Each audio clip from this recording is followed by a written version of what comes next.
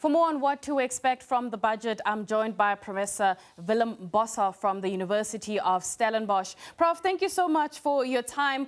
A whole host of people, have different, I suppose, call it different perspectives. Whenever they look at the budget, you get those who go straight to tax, if tax is your focus, and then you get those who are interested more on the spending side. So as we kick off the conversation, where do you go when you analyze the finance minister's budget speech? I think the primary consideration would be fiscal responsibility, fiscal consolidation, and I think that in that respect, the ability to raise sustainable tax revenues is really important. In addition to what I'm sure has been discussed quite extensively, the management on the expenditure side, I think there's a lot of focus on that. But we certainly need to think also about how we generate sustainable tax revenues.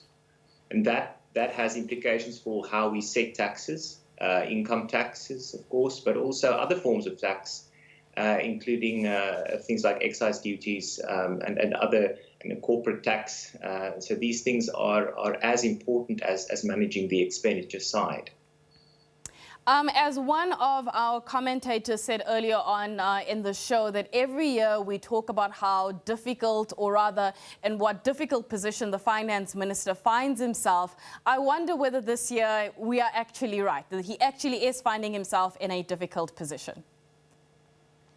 Yes, I don't envy his position. I think trying to manage both the pandemic as well as the long-run effects of South Africa's stagnant economic growth and poor economic performance over more than a decade, and the fallout of that for the fiscus, trying to manage that is a difficult task, and trying to handle both the short-term pressures, which and demands for really urgent and important demands. People really have real needs for government support, but trying to balance that against the need for some bigger structural changes that are going to be painful.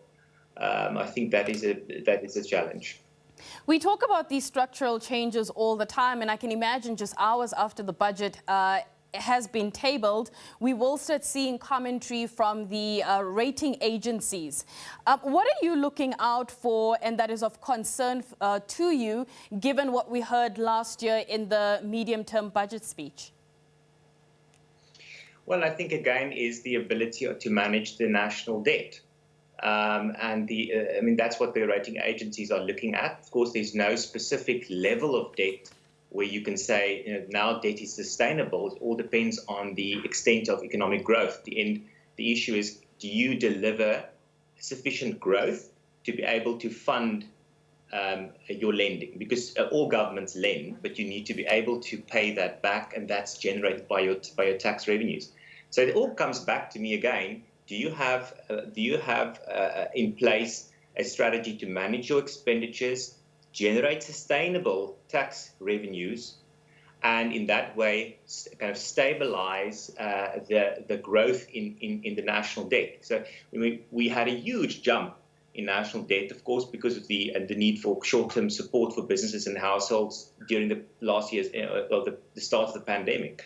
But how to, and we already had a ballooning debt before that. So now how to get that down? I mean, that's going to be the main issue for the rating agencies.